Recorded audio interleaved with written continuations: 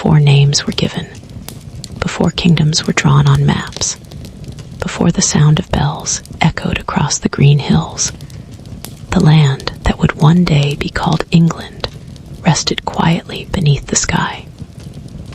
It was a place of rivers that curved like silver threads, of forests that whispered in the wind, and of stones that held memories older than language itself.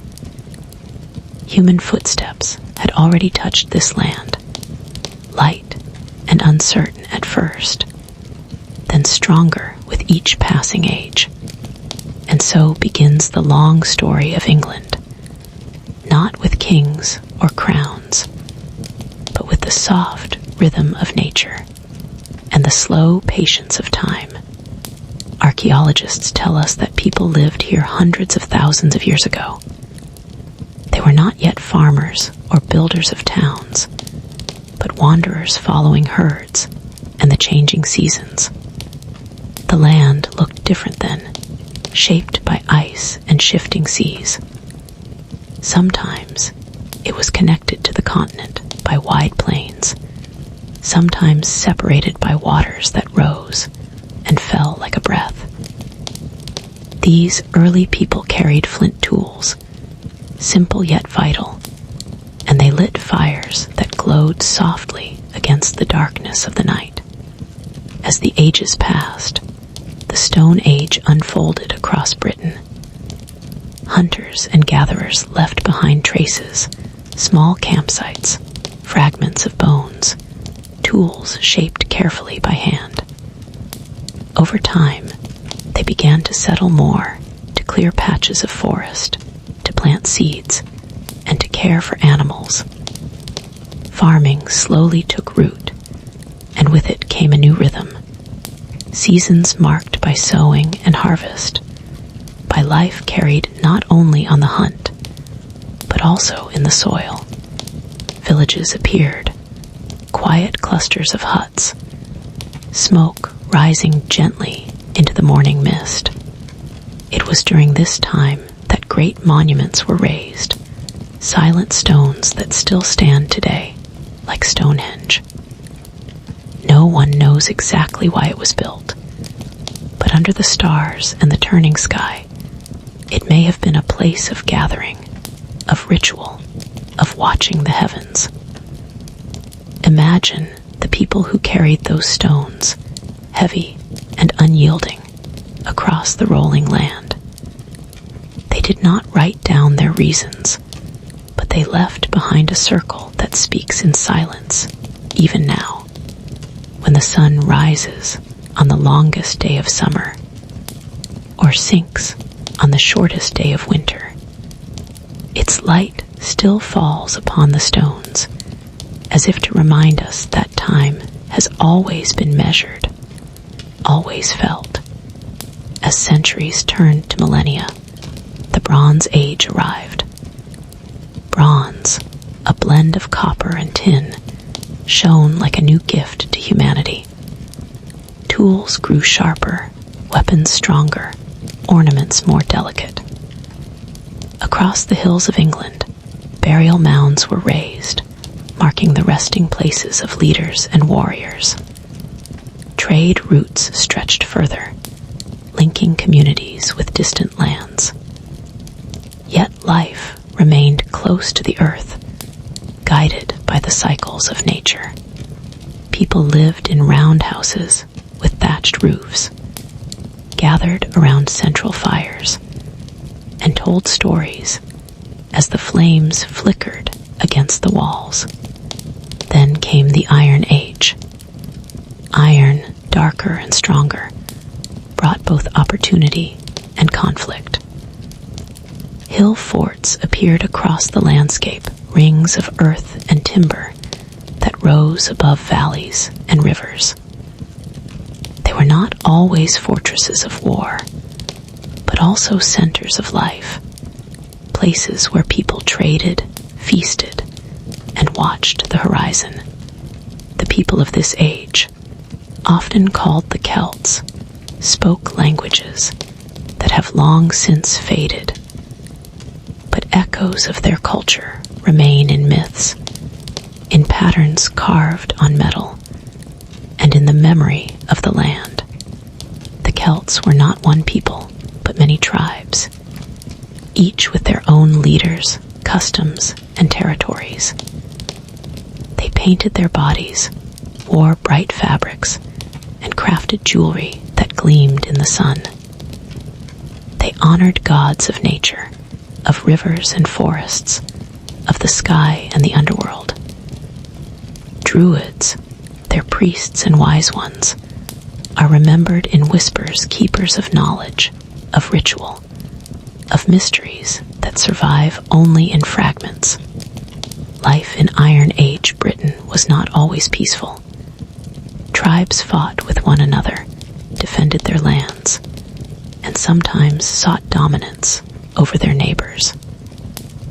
Yet in between battles, life carried on with quiet persistence, farming, weaving, tending animals, celebrating the turning of the seasons.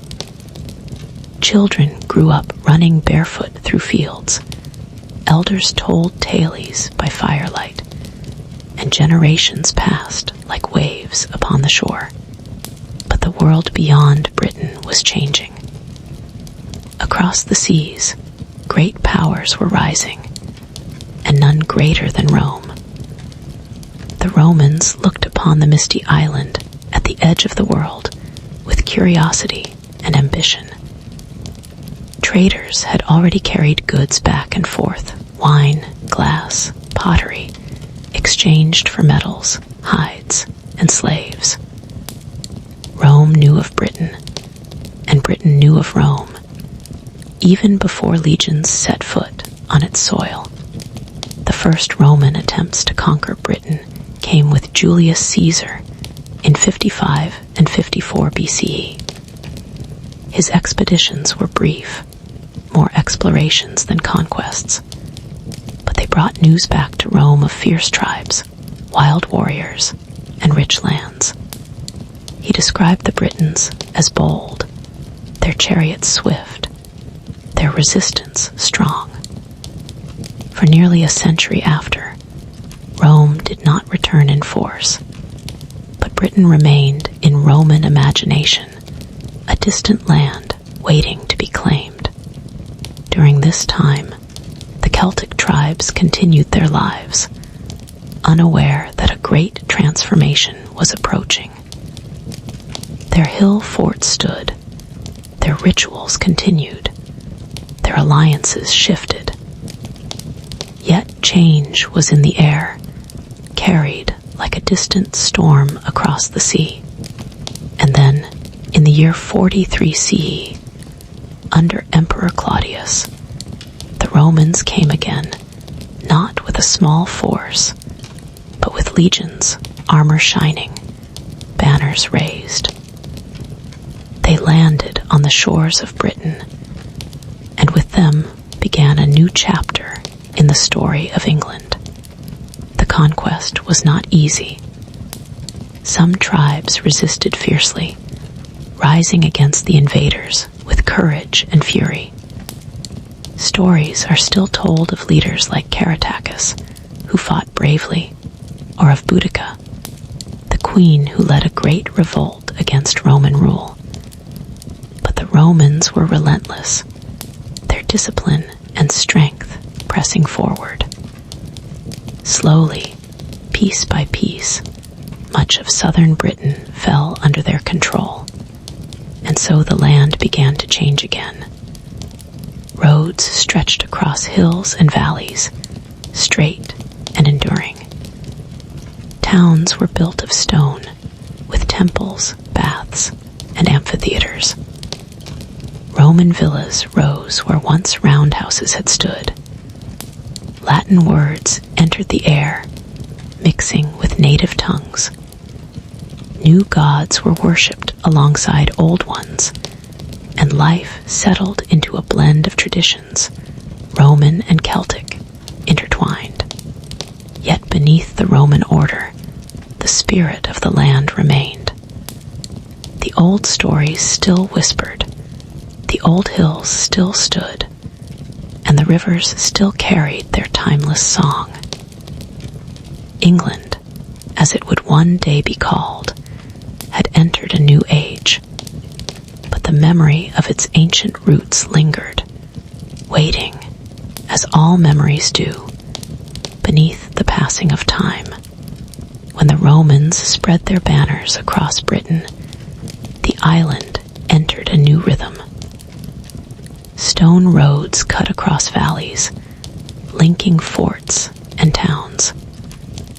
Straight and enduring, they carried soldiers, merchants, and travelers, their footsteps echoing the empire's reach. Towns like Londinium, Verulamium, and Eboracum grew where before there had been only villages. In their marketplaces, voices mingled Latin, Celtic, and other tongues, weaving together the sounds of a land in transition. For nearly 4 centuries, much of Britain lay beneath Rome's shadow. Villas dotted the countryside, with mosaic floors and heated baths. Temples rose where druids once led ceremonies beneath sacred groves. Amphitheaters echoed with cheers as gladiators fought and performers entertained. Roman law, Roman coinage, Roman governance all left their mark. And yet, beneath the stone and discipline, the old spirit of the land still whispered. Local customs endured, local deities remained, and far from the cities, many lived as their ancestors had, tending fields and herds under the open sky. The Roman presence was not always peaceful. Rebellions shook the land, none more famous than the rising of Boudica in 60 CE. The queen of the Iceni tribe, fierce and unyielding, she rallied warriors to drive the Romans away. For a brief, fiery moment, her revolt threatened the empire's grasp, burning towns and challenging the invaders.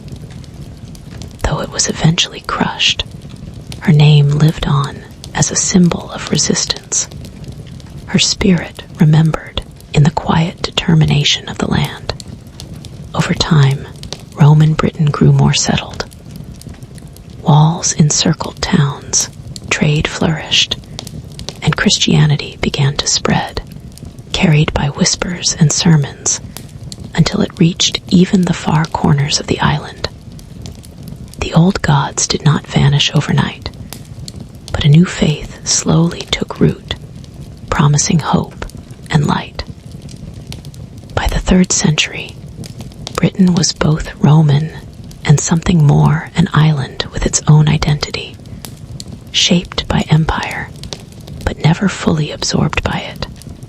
Then came change. The empire itself, stretched across continents, began to weaken. Pressures grew on every border, and Rome's strength thinned. In Britain, legions were withdrawn to defend other lands. The great Roman roads remained, the towns still stood, but the hand that had once guided them was fading. By the early 5th century, Rome abandoned Britain altogether. No legions would return. No governors would rule. The island was left to itself, caught between the memory of empire and the uncertainty of what was to come. Without Rome, old challenges reawakened. Tribes from the north and west pressed in the Picts, the Scots, and others. The people of Britain, no longer shielded by Roman armies, struggled to defend their lands. Leaders rose and fell, some remembered in legend, others forgotten. Among them was Vortigern, who sought aid from across the sea. He invited warriors from distant Germanic tribes, the Angles, the Saxons, the Jutes, to fight as allies. They came in ships, sails catching the wind, oars dipping into the waves. At first they fought for Britain, but soon they saw the island itself as a prize. The Anglo-Saxon age had begun. The newcomers spread slowly at first, settling along the coasts, then pushing inland.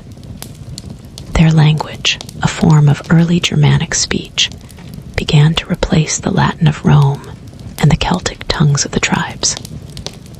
Villages grew in the valleys, halls rose on the hills, and a new culture took shape. They brought their gods, Woden, Thunor, Tiw, whose names still echo in the days of the week. They sang of heroes and battles, of exile and fate, their poetry filled with the weight of longing and the sea. The old Roman towns fell into ruin. Stone walls crumbled, mosaics lay buried beneath earth and grass. The villas grew silent, their hearths cold. Yet new life spread elsewhere. The Anglo-Saxons built timber halls, simple but strong, where warriors gathered around fires, where kings feasted and gave gifts, where songs were sung as the mead horn passed from hand to hand. In this world, kingdoms began to form. Kent in the southeast, Sussex and Wessex in the south, East Anglia on the eastern shore, Northumbria in the north, and Mercia in the Midlands. Each rose with ambition, clashed with its neighbors, and dreamed of uniting the land. Their borders shifted with battles and marriages, with treaties and betrayals. Yet amid the struggles, a new identity was forming, the beginnings of England. Christianity, too, returned. In 597, Augustine arrived from Rome, sent by Pope Gregory the Great, landing on the shores of Kent. He carried not weapons, but faith, speaking of peace, salvation, and a kingdom beyond this world. King Ethelbert of Kent listened, and soon his people followed. Slowly, across the land, the new faith spread again. Monasteries rose, quiet places of learning and devotion. Monks copied manuscripts, preserving not only holy texts, but also fragments of poetry, law, and history. The rhythm of prayer joined the rhythm of battle in shaping the island's soul, but peace was fragile. As centuries passed, new storms gathered from across the sea. From the cold north came longships, their dragon-prowed hulls slicing through the waves. The Vikings had arrived. The sea has always shaped England's story. Across the waves came Romans, then Saxons, and now, from the cold northern fjords, came the Vikings. Their longships, carved with dragon heads, moved like shadows over the water. The sails caught the wind, and their oars dipped steadily, bringing them closer to the soft shores of England. When the people first saw them, they must have felt the same mix of awe and fear that would echo through generations, the sea bringing both life and danger. The first raids were sudden and fierce. Monasteries, those quiet islands of learning and prayer, were among the earliest targets. In 793, Lindisfarne, off the coast of Northumbria, was struck. Monks who attended their faith in silence saw their sacred place broken by fire and steel. The news spread quickly, whispered in fear. The Northmen had come. Yet the raids did not stop. More longships arrived. More coasts were struck. And soon rivers carried them deep into the land. Their prows slicing through the countryside like knives through fabric. The Vikings were not only raiders, though. Some came to settle, to farm, to build. Villages grew with Norse influence, new words mingling with the old tongue, new customs woven into daily life. The Danelaw, as it was called, stretched across large parts of England, where Danish laws and traditions guided life. In the east and north, Norse settlers became neighbors, sometimes rivals, sometimes allies. Yet England was not defenseless. Among its rulers rose one who is remembered with special honor, Alfred of Wessex, later called Alfred the Great. In the late 9th century, when Viking armies pressed hard against the kingdoms, Alfred stood firm. Though driven at times into the marshes, he did not yield. He rebuilt his strength, gathered his people, and struck back with patience and skill. He built fortified towns, known as burhs, where his people could find safety. He reorganized armies, strengthened fleets, and nurtured learning, believing that wisdom was as vital as swords. Alfred's victory at the Battle of Edington in 878 turned the tide. The Viking leader Guthrum accepted baptism, and a fragile peace was made. Though the Danelaw remained, Alfred secured the survival of his kingdom and laid the foundations for a dream greater than one man's reign, the dream of a united England. After Alfred, his descendants carried the vision forward. Edward the Elder, Ethelfled the Lady of the Mercians, and others pushed the boundaries of their rule. By the 10th century, much of the land was drawn together under one crown. Yet unity was fragile, and the Viking storm had not yet passed. New waves of raiders arrived, greater armies, stronger leaders. Among them was Sinut the Great, a Danish king who, in the early 11th century, ruled not only England, but also Denmark and Norway, binding the seas together under his empire. His reign was remembered for order and strength, and though foreign by birth, he became a king respected by many. Still, the tides of history shifted again. After Sinut's line faded, disputes over succession weakened the realm. Then came 1066, a year that would forever change the destiny of England. It began with the death of King Edward the Confessor, who left no direct heir. His passing opened the door to claims and rivalries. Harold Godwinson, a powerful noble, was crowned king. But across the sea, William, Duke of Normandy, claimed the crown as his own. Another threat came from the north, where Harald Hardrada of Norway sailed with his warriors. The year turned into one of battles. First, Harold Godwinson marched north to face Hardrada. At Stamford Bridge, under a September sky, the English fought fiercely. The Norwegians were defeated, Hardrada slain, and it seemed Harold had secured his throne.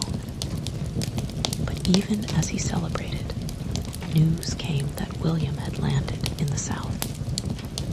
The king and his weary men turned again, marching swiftly to meet this new challenge.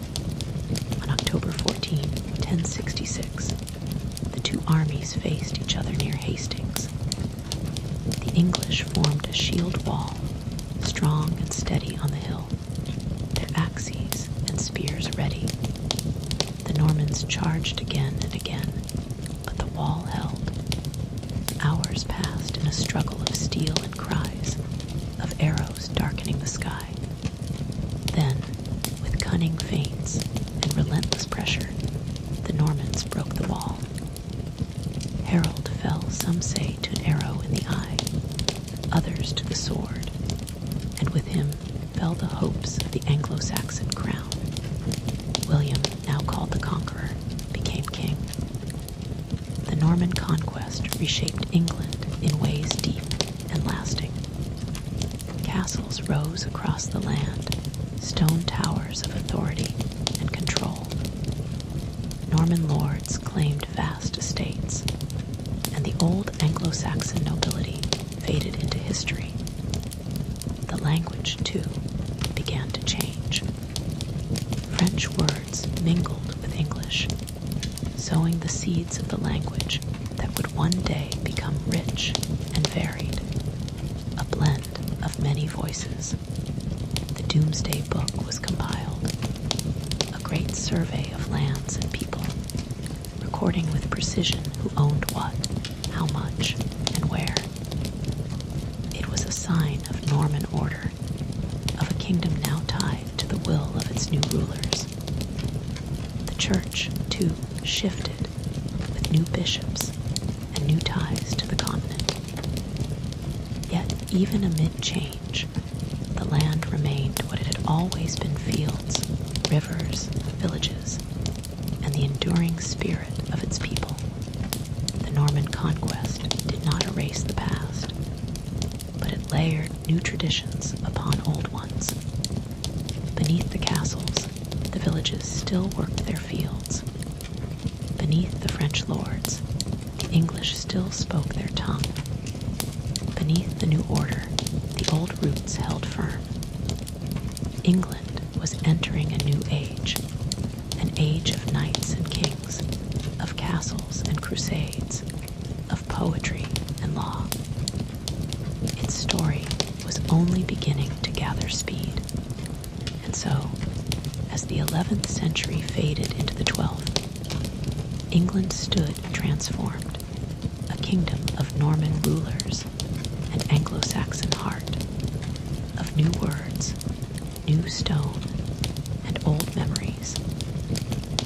The hills that had seen Celts, Romans, and Saxons now watched another chapter unfold. The land always patient, always waiting for the next turning of time. After Hastings, the Norman presence grew roots deep into English soil. William, the Conqueror, tightened his hold with stone, and with fear, scattering castles across the countryside like watchful eyes. These fortresses, cold and towering, were symbols of power. From their walls, Norman lords looked down upon fields and villages, claiming what once had belonged to the Anglo-Saxons. Yet England was not broken, it was reshaped. The Normans brought their customs, their language, their ways of law and war. French words mingled with the English tongue, planting seeds that would one day blossom into the rich and varied language of literature and song. Old traditions were not erased, but pressed beneath new ones, like layers of earth holding both memory and change. William's rule was stern, but it established order. The Domesday Book, compiled in 1086, listed every field, village, and household. It was a survey of astonishing detail, a mirror held up to the kingdom. From sheep to plows, from mills to meadows, everything was recorded. England was no longer just a land of scattered tribes and lords. It was a realm seen through the eyes of a king who demanded to know all that he ruled. When William passed, his sons took his place, though not without rivalry. kingship shifted between them, sometimes peacefully, often in blood. Out of their reigns came moments of strength, moments of turmoil, and the growing sense that England's crown could never rest easily. By the 12th century, a new dynasty emerged, the Plantagenets. With them, the story of England stretched wider, for their lands and ambitions were not only in England, but also across the sea in France. Kings such as Henry II ruled over a realm so vast it seemed almost an empire. He was a strong king, clever and determined, but his reign was also shadowed by conflict. Henry's quarrels with the church became legendary, especially with Thomas Becket, the Archbishop of Canterbury. Once friends, they turned into bitter opponents. When Becket resisted the king's demands, tension grew until it burst in tragedy. In 1170, Becket was murdered in his own cathedral by knights who believed they were acting for the king. The shock spread across Christendom. Though Henry denied ordering the act, his name was forever tied to the blood spilled on holy ground. The Plantagenet line also gave England one of its most famous monarchs, Richard the Lionheart. Tall, brave, and restless, Richard spent much of his reign abroad, leading crusades to the Holy Land. His name became a legend of courage and chivalry, though his absence left England often in the care of others. Then came King John, whose rule was troubled and unpopular. Heavy taxes, failed wars in France, and quarrels with nobles eroded his power. In 1215, the barons of England rose against him, forcing him to agree to a document that would echo through history, the Magna Carta, sealed at Runnymede beside the River Thames. It was not at first a grand declaration of freedom, but a practical agreement between king and nobles. Yet, within its lines lay seeds of something greater. The idea that the king himself was bound by law, that power must have limits, that justice must be given fairly. Though rewritten, ignored, and fought over in the centuries that followed, the Magna Carta became a symbol of liberty, a cornerstone for the future. England, meanwhile, continued its long dance of conflict and change. Castles still rose, knights still rode, villages still tilled their fields. The church remained strong, with monasteries spreading learning and devotion. Markets grew busier, towns larger, trade more vital. Pilgrims walked the roads to Canterbury, where Becket's shrine drew believers from near and far. Stories and songs flourished. Tales of Robin Hood whispered of justice and defiance in green forests. The Plantagenet kings wrestled with their vast territories, sometimes ruling with strength, sometimes falling into weakness. England's crown was heavy, and each king carried it with his own struggles.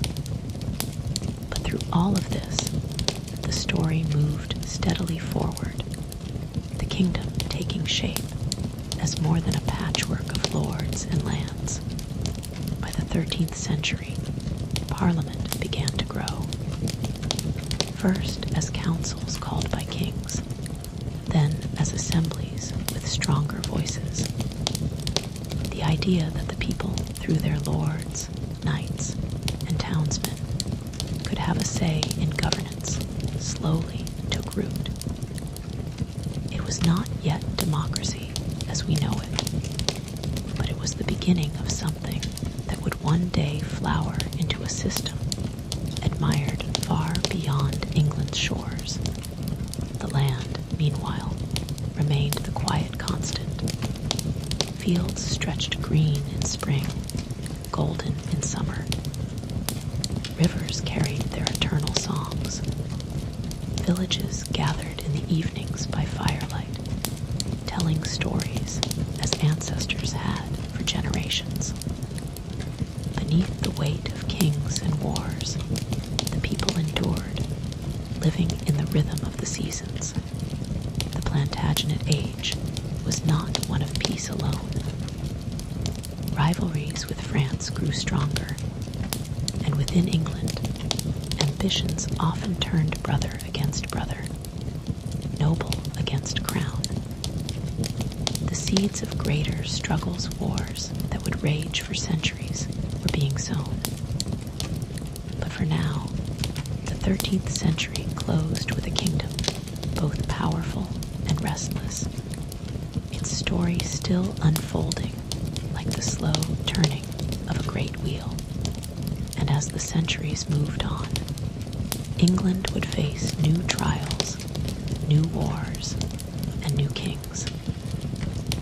The voices of the past lingered, but the future was already stirring, waiting for its moment to step forward into history. The 13th century slipped quietly into the 14th, and with it, the story of England turned another page. The Plantagenet kings still wore the crown, their power stretching across the Channel into France, their ambitions tangled in the affairs of Europe. Yet, beneath the grandeur of kingship, the land remained steady villages with their thatched roofs, fields of wheat bending in the wind, bells calling the faithful to prayer.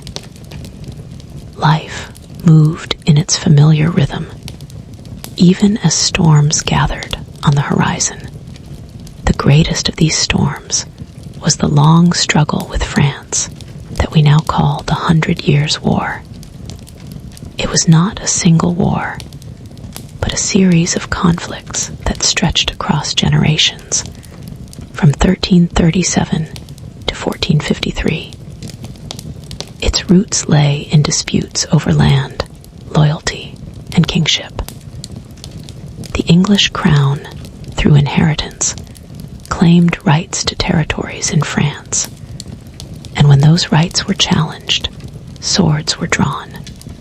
At first, the English struck with surprising strength. In 1346, at the Battle of Crécy, English archers with their longbows rained arrows upon French knights, breaking the power of heavy cavalry. It was a new way of fighting, swift and deadly, and it changed the shape of battle. Soon after came Poitiers, another victory, where the French king himself was captured.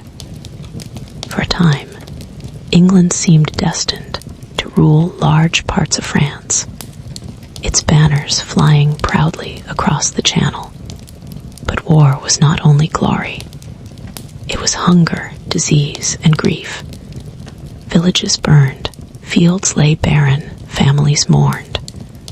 And in the middle of the 14th century, a darkness greater than war fell upon Europe, the Black Death. This plague swept across England with silent terror. Whole villages emptied. The sound of bells tolling for the dead filled the air. Some said a third, even half the people, were taken by the sickness. Fields went untended, homes abandoned, roads silent.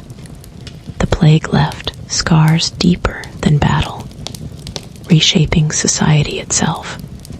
Yet even after such loss, life slowly returned. Children grew, fields were plowed again, markets reopened. The spirit of England endured, as it always had, beneath the weight of suffering. The war with France continued. In the early 15th century, King Henry V rose to the throne, remembered as one of England's most admired warrior kings. In 1415, he led his men into battle at Agincourt. The field was muddy, the English outnumbered, yet the longbowmen stood firm. Arrow after arrow darkened the sky, and the French knights, heavy in their armor, sank in the mire. Against the odds, England triumphed. Agincourt became a legend, sung in halls and remembered in plays long after. For a moment, it seemed England might truly unite the crowns of both England and France. A treaty even named Henry's heirs as future kings of France. But fate has its own design, and destiny rarely rests easily in human hands. Out of France rose a figure who changed the tide, a young peasant girl named Joan of Arc. Guided by visions, she inspired her people to fight with renewed courage. Her presence on the battlefield turned despair into hope, and soon French fortunes revived. Though she was captured and executed, her spirit lived on, and with it, France drove back the English. By 1453, the long war ended, and England's lands in France were lost, save for Calais. A chapter of ambition closed, leaving behind centuries of rivalry. But peace did not follow. Instead, England turned upon itself. The 15th century saw the Wars of the Roses, a bitter struggle for the crown between two branches of the royal family, the House of Lancaster, with its red rose, and the House of York, with its white rose. These wars were not endless battles, but waves of conflict that rose and fell, scattering families, breaking loyalties, and filling chronicles with shifting fortunes. Kings were crowned and dethroned, brothers betrayed brothers, and blood stained the fields of England. Among the most tragic figures was King Henry VI, gentle and pious, but weak in rule. His reign faltered, and rivals seized the chance to challenge him. The struggle brought forth strong figures like Richard, Duke of York, and later Edward IV, who seized the throne with vigor. Castles once symbols of power now became fortresses of war, their walls echoing with the clash of steel. For the common people, life went on in its familiar way, though never untouched. Armies passing through brought hunger and loss, taxes weighed heavily, and the uncertainty of kingship left many anxious for stability. Yet, amid the turmoil, England's culture did not fade. Songs were sung, plays performed, cathedrals continued to rise toward heaven, and storytellers kept alive the memory of the past. The Wars of the Roses reached their climax in 1485 at the Battle of Bosworth. On that field, Richard III, last of the Plantagenet kings, faced Henry Tudor. The battle was fierce, but Richard was slain, his crown found in the thorns.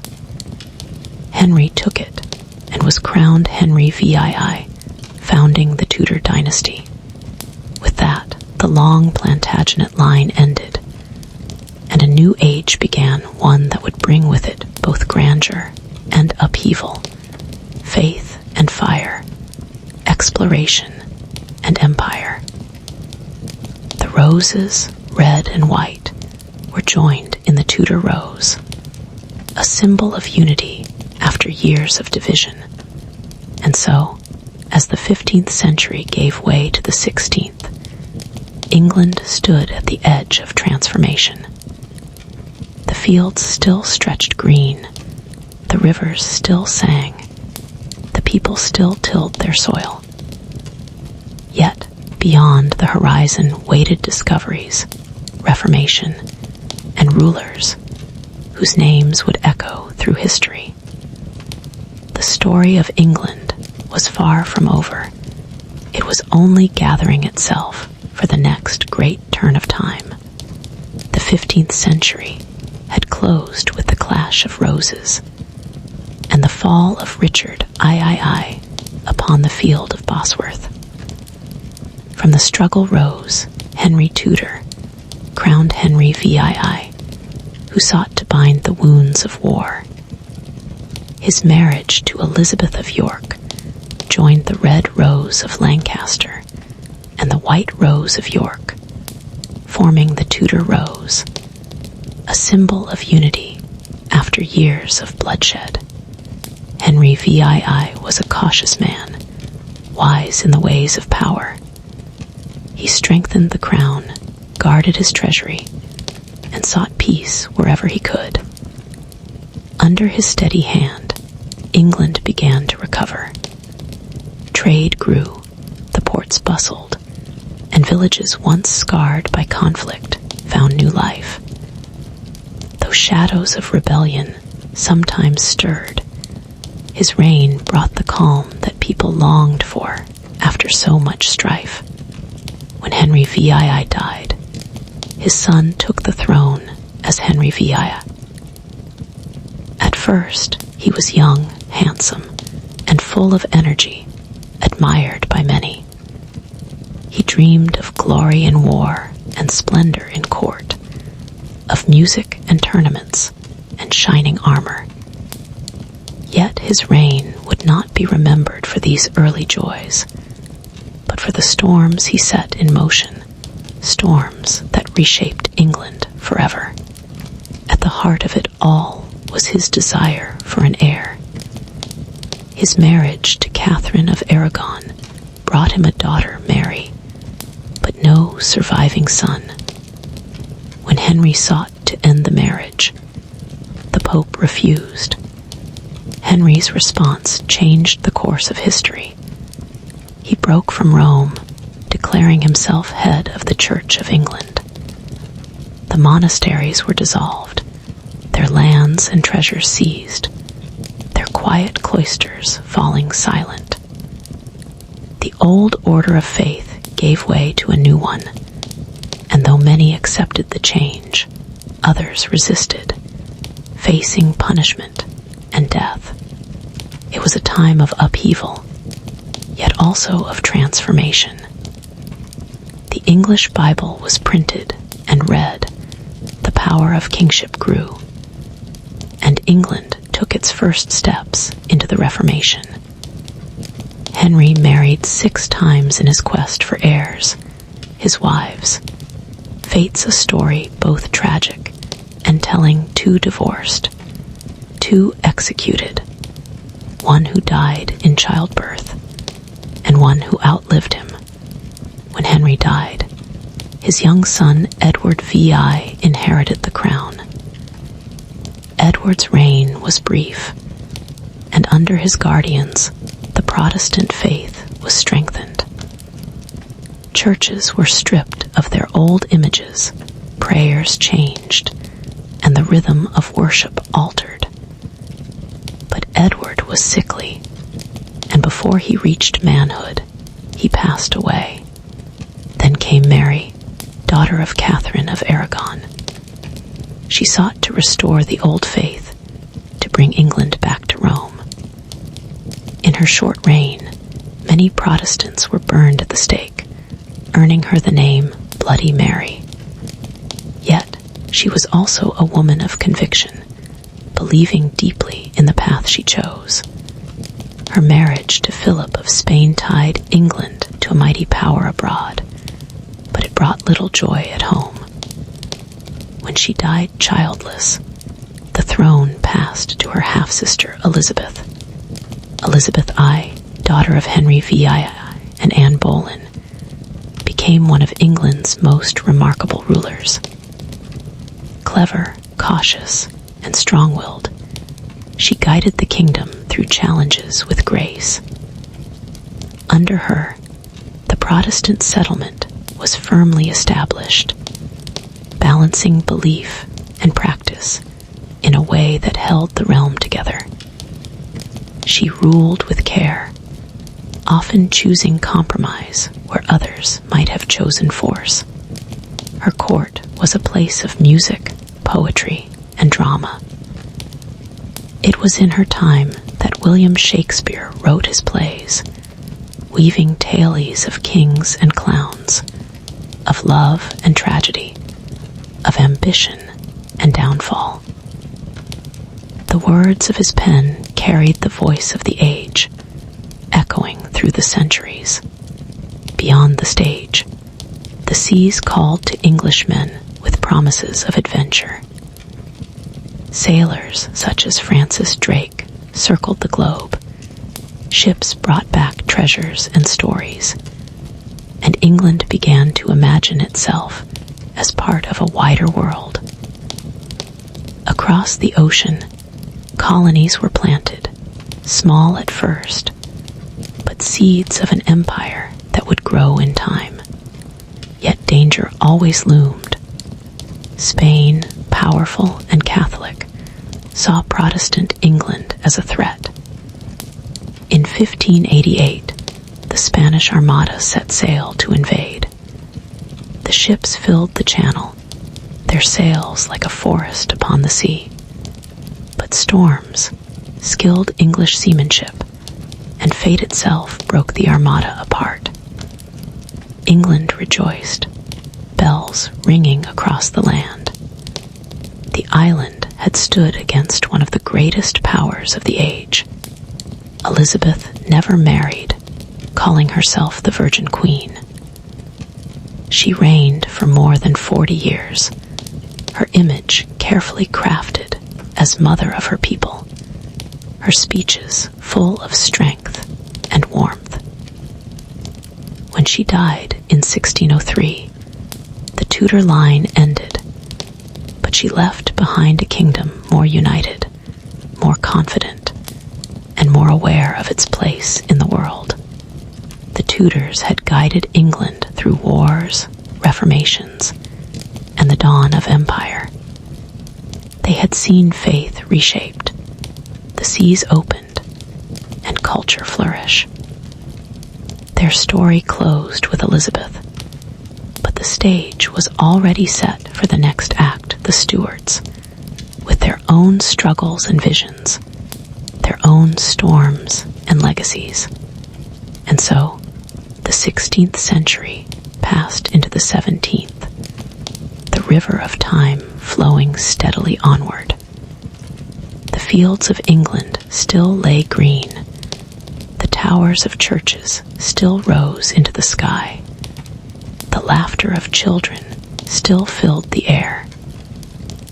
Yet, beyond the calm of daily life, new challenges waited, ready to test once more the resilience of the realm. When Elizabeth I passed in 1603, the crown of England passed smoothly to James VI of Scotland, who became James I of England. A new dynasty began, the Stuarts, and with them came hopes of unity and stability. Yet England had changed. The people, the land, and the traditions of governance had evolved, and the new king faced the challenge of balancing power with the growing voice of Parliament. James I believed strongly in the divine right of kings, the idea that a monarch's authority came directly from God. This belief often clashed with Parliament, where noblemen and commoners alike began to assert their rights, insisting that the king could not rule without their consent, especially when it came to taxes and laws. Despite James' wisdom in some matters, his insistence on authority created tension, a quiet unease that would grow over time. A upon his death, his son Charles, I inherited the throne. Charles was determined to govern with the same principle as his father, but his personality made compromise difficult. He ruled with firm conviction, yet his methods, especially the imposition of taxes without Parliament's consent, angered many. The people whispered of injustice, the nobles debated fiercely, and the kingdom stood on the edge of discord. Religious tensions added fuel to the fire. Puritans sought to purify the Church of England from what they saw as lingering Catholic practices. Others clung to tradition, loyal to bishops and ceremonies. Charles' marriage to a French Catholic princess intensified fears that England might return to Roman influence. In towns and villages, whispers of rebellion grew, and the countryside became a land where loyalty and suspicion walked side by side. By 1642, the quiet unease erupted into war. The English Civil War divided families, communities, and the nation itself. On one side stood the Royalists, loyal to King Charles, their banners shining with crowns and lions. On the other stood the parliamentarians, determined to check the king's power, their ranks disciplined and resolute. The battles were both grand and tragic, fought on fields, along rivers, and within cities. Oliver Cromwell emerged as a key figure among the parliamentarians. He was a man of conviction, devout and stern, yet also practical and skilled in strategy. Under his leadership, the parliamentarian forces, known as the New Model Army, won decisive victories. At Marston Moor and Naseby, the tide turned against the king. Charles was eventually captured, tried, and in 1649 executed. The monarchy, for the first time in England's history, had fallen. England entered a new chapter, the Commonwealth, a republic governed in theory by Parliament and in practice guided by Cromwell. For 11 years, the land knew a strange balance: absence of a king, yet the presence of order. Cromwell ruled as Lord Protector, a leader both respected and feared.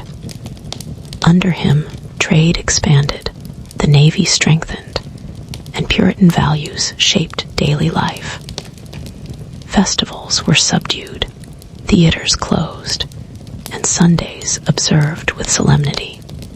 Life went on, yet it was quieter, more disciplined, and often austere. When Cromwell died in 1658, the nation faced uncertainty. His son, Richard, could not hold power, and unrest grew. People longed for stability, for a return to familiar rhythms, for the comfort of a monarchy that could guide them, even if imperfectly. In 1660, Charles II, son of the executed king, returned from exile, and the monarchy was restored.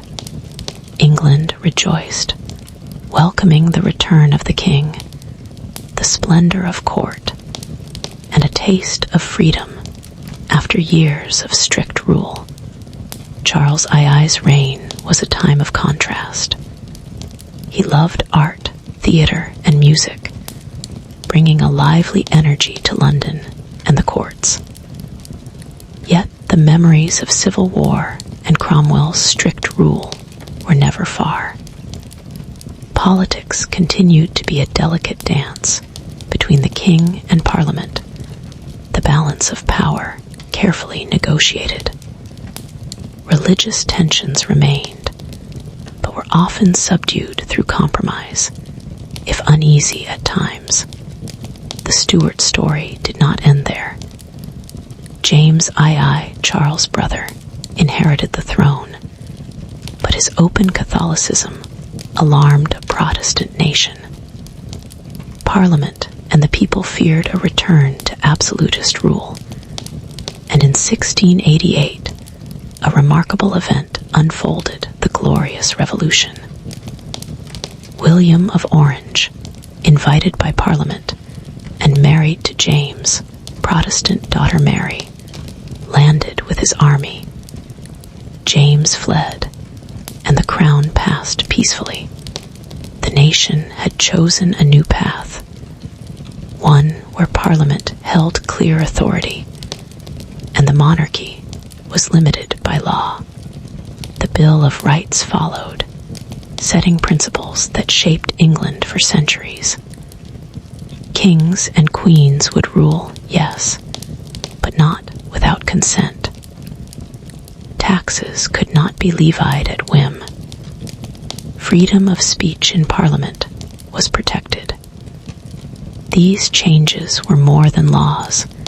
They were the foundation of a government that balanced the power of the ruler with the voice of the people.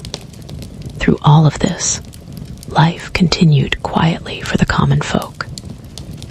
Farmers tended their fields, artisans worked in town streets, children ran along the riversides, and families celebrated the turning of the seasons. The land itself was patient, witnessing the rise and fall of kings, the clash of armies, and the shaping of a nation. The people endured, learned, and adapted, building homes, communities, and traditions that would outlast any throne. By the end of the 17th century, England had transformed. It had faced civil war, regicide, exile, and revolution, yet emerged with stronger institutions, clearer rights, and a society increasingly aware of its voice. Parliament was growing in influence.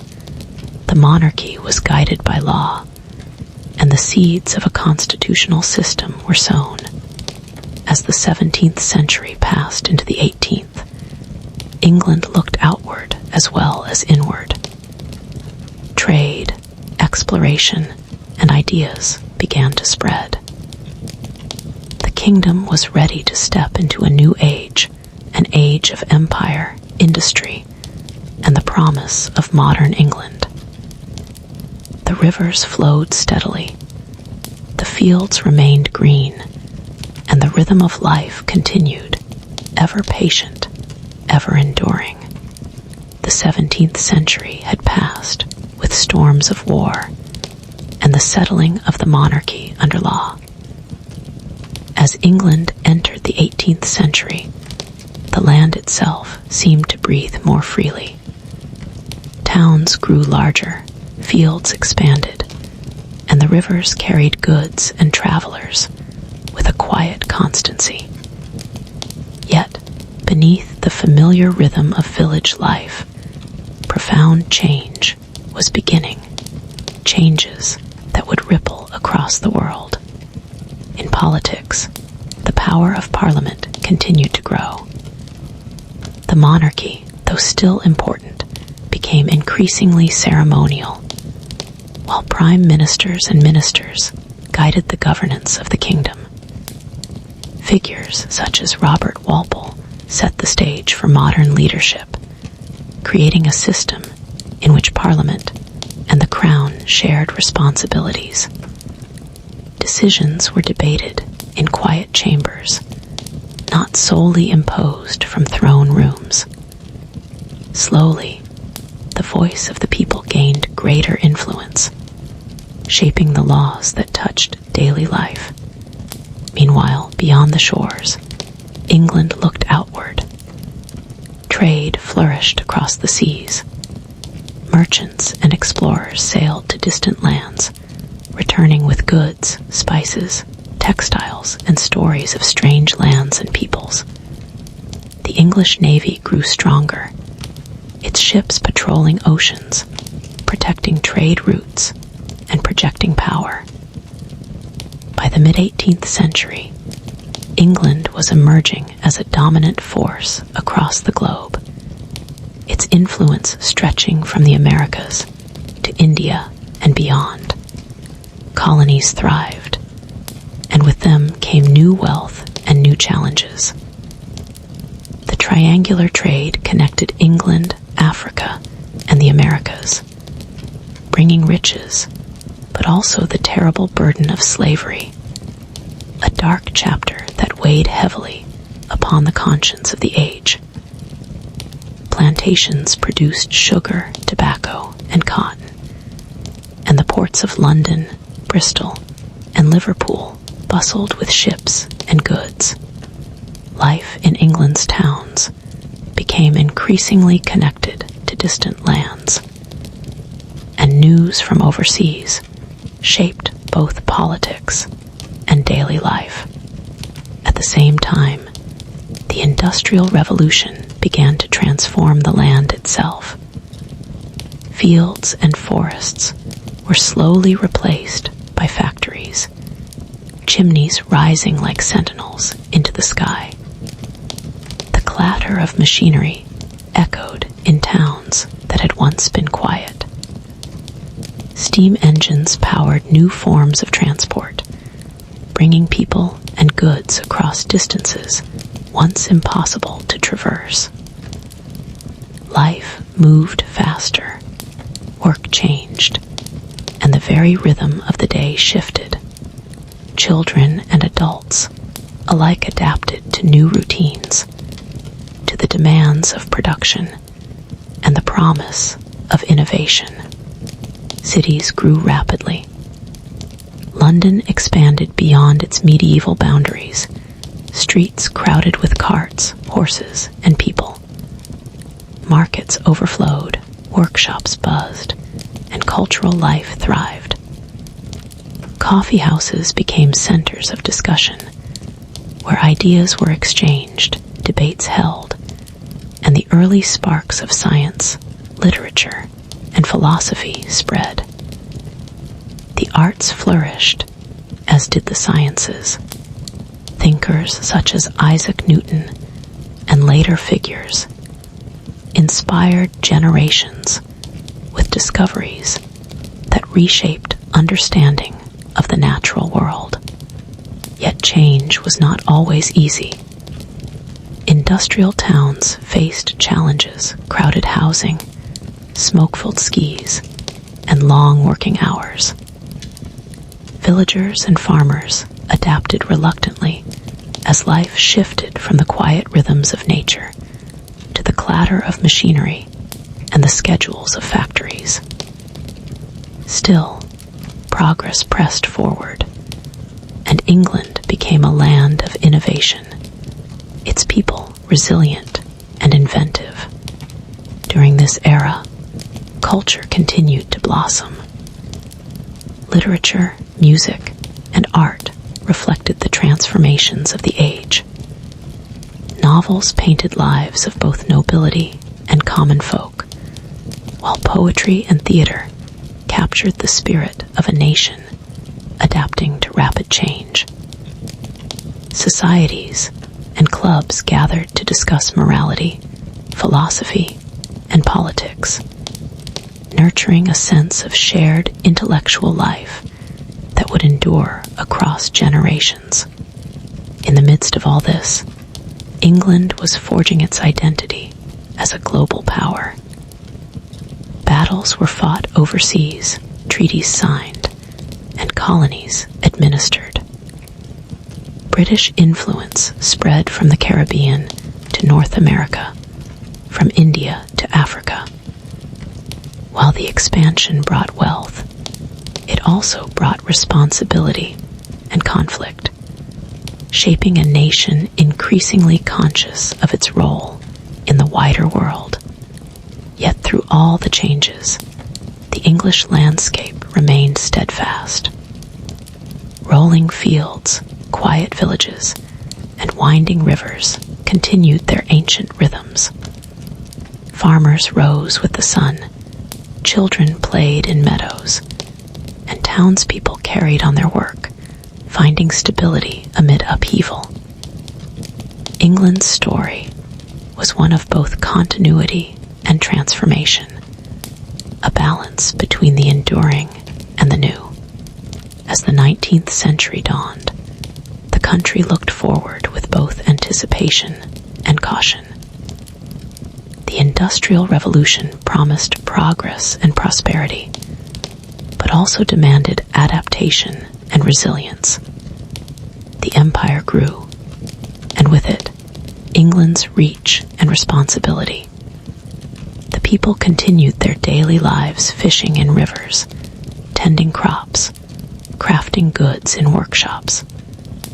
But now they did so in a world increasingly connected, increasingly fast, and increasingly full of possibility. In this era, the foundations of modern England were laid. Law, commerce, innovation, and culture intertwined, creating a tapestry that would endure for centuries. The past, from ancient villages to royal halls, remained a quiet presence, while the present pressed forward, shaping the lives of those who walked the land and those whose gaze reached across oceans. Through all of this, England endured a kingdom of rolling hills and bustling cities, of rivers and roads, of tradition and invention. Its story was far from finished. The stage was set for the age of industry, empire, and innovation. Yet the steady pulse of life continued, fields green, waters flowing, people tending the rhythms of home, family, and community. Even as the world beyond expanded at an ever-quickening pace, the 19th century unfolded slowly, like a gentle river winding through hills and valleys, carrying with it changes that would shape England for generations. The Industrial Revolution had already transformed towns and villages, turning quiet streets into bustling centers of trade and labor. Steam engines powered factories and transport, changing the rhythm of daily life. England was no longer just an island nation. It had become a place of innovation, industry, and global influence. Queen Victoria ascended the throne in 1837, young yet determined. Her long reign brought stability, and under her guidance, the nation flourished. Railways stretched across the countryside, connecting towns and cities and bringing new possibilities for trade, travel, and communication. Factories hummed day and night. Markets overflowed with goods from both local and distant lands, and life moved faster than ever before. Victoria's era was also a time when England's influence expanded across the world. The British Empire reached its height, stretching from India to Africa, the Caribbean, and the Pacific. British culture, language, and governance were carried across oceans. Trade thrived, bringing wealth and goods, sugar, cotton, spices, and tea back to the ports of London, Liverpool, and Bristol. Yet with this global reach came responsibilities and challenges. As England's leaders navigated the complexities of empire, diplomacy, and distant administration, life at home was changing too. Industrial cities grew crowded, and the pace of work in factories and workshops was relentless. Many people lived in modest conditions, and children often worked long hours. Social reformers began advocating for education, fair wages, better living conditions, and protections for children. Gradually, laws were passed to to improve working conditions, limit child labor, and offer broader rights to ordinary citizens. These reforms slowly shaped a society that balanced progress with care for its people. Culture and the arts flourished alongside industry. London's theatres, concert halls, libraries, and museums became centers of public life. Literature reflected both the challenges and joys of contemporary life. Writers such as Charles Dickens, William Makepeace Thackeray, and the Bronte sisters painted vivid portraits of the city and countryside, revealing struggles, hopes, and human resilience. Through literature, music, and art, people found both reflection and comfort, connecting their everyday lives with the wider currents of society. Science and technology advanced rapidly. Telegraphs carried news across continents in moments. Steamships crossed oceans with increasing speed, and railways revolutionized travel. Medicine improved, helping to prevent disease and lengthen life. Discoveries in physics, chemistry, and biology reshaped understanding of the natural world. England was not only industrially powerful, but also a center of learning and scientific innovation. Universities, research institutes, and museums disseminated knowledge more widely than ever before. Social life was carefully structured and vibrant. Families, communities, and neighborhoods maintained traditional celebrations, festivals, and rituals. Even amid rapid industrialization, the rhythm of daily life remained tied to the seasons and local customs. Children played in open spaces, market days brought towns together, and Sunday church services marked the passing of the week. The everyday life of ordinary people provided a steady heartbeat beneath the whirlwind of progress and change. The expansion of the empire brought further responsibilities. Conflicts arose overseas, from skirmishes with local rulers to formal wars. Diplomacy and strategy were essential to maintain stability, and the Royal Navy played a central role in protecting trade routes and projecting British influence. Ships patrolled distant waters, their presence a reminder of England's reach and resilience. Education and literacy grew throughout the century, offering new opportunities for men and, gradually, women. Social reform encouraged the spread of schools, libraries, and public lectures.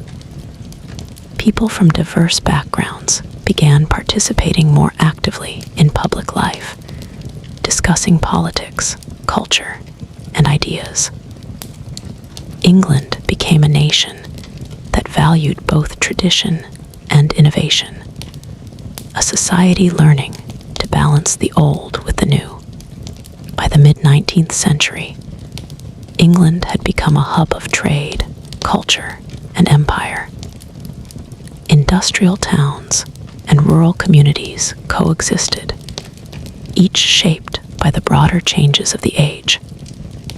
The countryside retained its pastoral beauty, fields, rivers, and meadows, but was increasingly connected to cities through railways and commerce. The contrast of quiet villages and bustling cities illustrated the dynamic nature of England, a land both rooted in history and looking toward the future. Science, literature, and the arts flourished together. Charles Darwin's theories challenged old ideas and expanded understanding of life. Artists captured the beauty and struggle of modern life in paintings and sketches. Writers chronicled daily experiences, social injustices, and human emotions with empathy and insight. These creative and intellectual pursuits enriched the cultural life of England, offering perspective and continuity amid rapid change.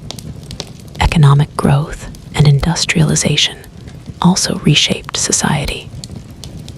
Urban centers like Manchester, Birmingham, and Liverpool became engines of production and innovation. Factories and mills provided employment, yet also presented challenges, from overcrowded housing to harsh working conditions. Social reformers and philanthropists worked to address these issues, slowly transforming urban life and creating more equitable opportunities. The Victorian era was also marked by moral and cultural ideals. Respectability, family life, and civic duty were emphasized. Women, though largely excluded from formal political power, played vital roles in family, education, and charitable work. Movements advocating for women's rights gained momentum, laying the groundwork for future social change. Society, as a whole, grappled with questions of morality, progress, and justice, seeking balance between tradition and modernity. Internationally, England remained active in diplomacy and trade.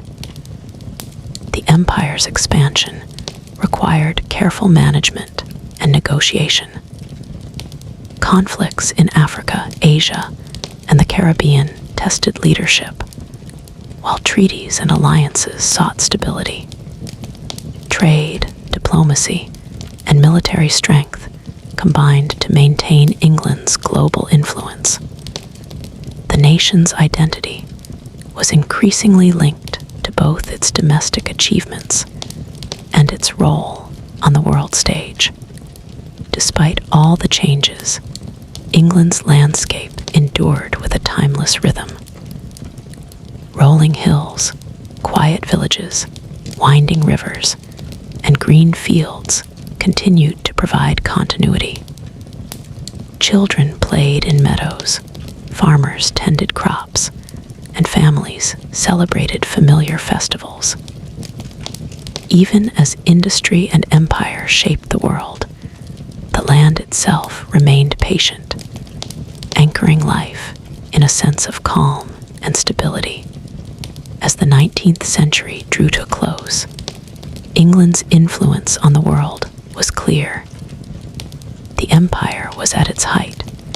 Trade networks spanned continents, and culture and knowledge flourished. Social reforms, technological advances, and educational opportunities were slowly improving the lives of ordinary people. The nation had learned to balance the demands of progress with the preservation of core values, tradition, and human connection. Life in England remained rooted in daily rhythms.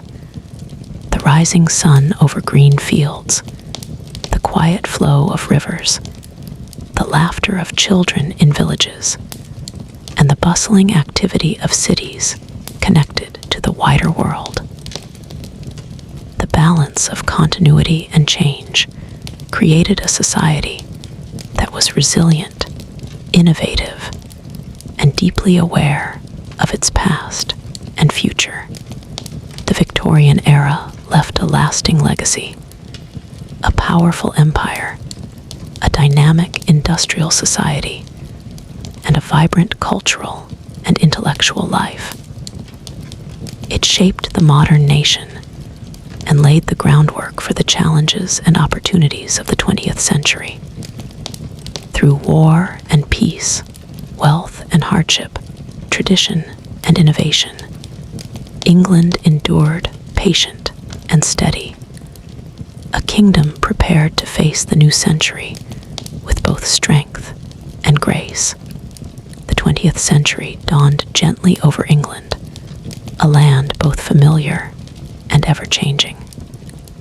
Cities hummed with life, trains carried passengers across the country, and electricity began to light homes and streets in a soft, steady glow. The countryside remained patient, fields stretching green under the sun, rivers flowing quietly, and villages maintaining the rhythm of life.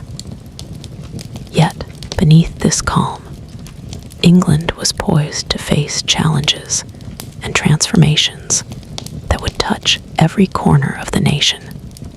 In 1914, a shadow stretched across Europe.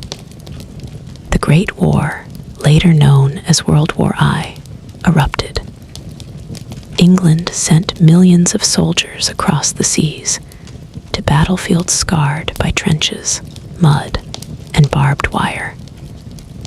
Life at home shifted as well. Women entered workplaces once held by men.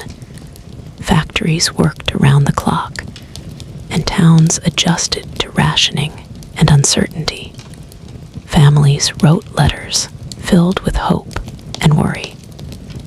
Soldiers shared their experiences in journals, and communities came together to sustain one another through fear and loss. The war ended in 1918, leaving behind both sorrow and resolve. England mourned its fallen, rebuilt damaged towns, and adapted to a new social reality. The post-war years, the 1920s, brought relief and cautious optimism. Innovations in technology and culture flourished. Cars became more common. Radios broadcast music and news into homes, and entertainment, from theater to literature, offered both distraction and reflection. People danced in ballrooms, strolled along riverbanks, and celebrated both local festivals and new forms of popular culture. Life moved with a lively but steady rhythm, balancing remembrance with joy. Yet peace was fragile. Economic instability, political shifts, and international tensions set the stage for another global conflict. In 1939, World War II began. Once more, England faced the challenge of war at home and abroad. Cities endured air raids, especially London, where the Blitz painted the skies with fire and smoke. Families sought shelter in basements and subway tunnels. Daily routines adapted to the constant hum of danger, yet life persisted. Children played quietly between blackouts. Neighbors supported one another, and soldiers fought bravely on distant lands. The war years were harsh, yet marked by courage, ingenuity, and resilience. The Royal Air Force defended the skies, while the Navy safeguarded trade and supply routes. On the home front, women managed farms, factories, and offices, sustaining the nation's pulse. Communities organized support networks, rationing systems, and local projects to maintain morale. Despite destruction and fear, England endured, learning lessons in both sacrifice and unity. Victory in 1945 was hard won. The cost had been immense: lives lost, homes destroyed, and landscapes scarred. But the nation's spirit remained unbroken. The post-war period focused on rebuilding. Cities rose again from rubble. Industries were revitalized, and social reforms sought to ensure a more equitable life for all. The National Health Service was established, education became more accessible, and welfare programs aimed to protect the most vulnerable.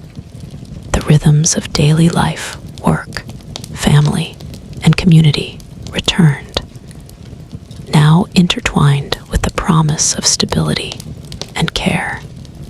The mid-20th century also brought the end of the British Empire. Colonies gained independence, reshaping England's global role. India, Pakistan, and various African nations gradually assumed sovereignty, marking a new chapter in international relations. While the empire contracted, England adapted, focusing on trade, diplomacy, and cultural exchange rather than territorial control. At the same time, immigration enriched the nation, bringing new languages, cuisines, traditions, and perspectives. Cities became increasingly diverse, and England learned to integrate change while retaining continuity. Technological progress accelerated. Television entered homes, connecting people to events across the globe.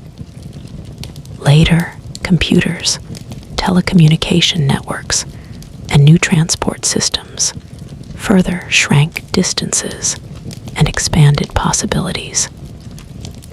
England became a nation that moved quickly, thought innovatively, and embraced modernity, while still honoring the rhythms and lessons of its past.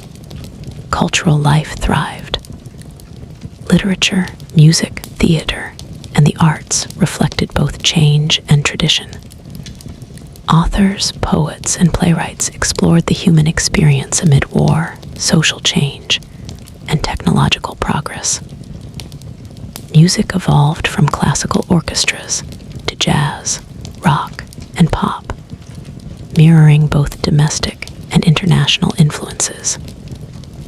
Museums, galleries, and universities preserved history while fostering new ideas. England became a hub of creativity, its citizens finding both comfort and inspiration in the arts. Political life also transformed. Parliament remained central, yet new movements expanded the voice of citizens. Women gained the right to vote and increasingly participated in public life. Social reform movements advocated for equality, environmental awareness, education, and public health. England learned to balance tradition with progress, monarchy with democracy, and local governance with national policy. The people's involvement in shaping society became a defining feature of the modern nation. The second half of the century introduced further challenges and opportunities. The Cold War shaped foreign policy, technological advancement accelerated, and social norms continued to evolve. The economy shifted from manufacturing to services and technology, yet agriculture and traditional industries persisted. Cities grew, suburbs expanded, and transportation networks connected distant regions, enabling mobility and economic growth. The landscape itself adapted alongside human activity, blending innovation with continuity. Daily life in England retained a comforting rhythm despite these rapid changes. Families gathered for meals, children attended schools, and communities celebrated local traditions. Parks, rivers, and countryside offered spaces for reflection, leisure, and connection to nature. Even in the busiest cities, a quiet pulse of daily life persisted, a continuity that anchored society amid technological and social transformation. By the early 21st century, England had become a modern nation, globally connected, yet deeply aware of its history. Education, healthcare, technology, and culture offered unprecedented opportunities. Yet the landscape, rolling hills, quiet villages, meandering rivers remained patient and steady. Life retained a rhythm that linked past and present, rural and urban, tradition and innovation.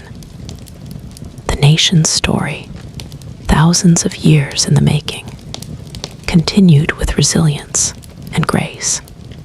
England's journey through the 20th century illustrates endurance, adaptation, and balance.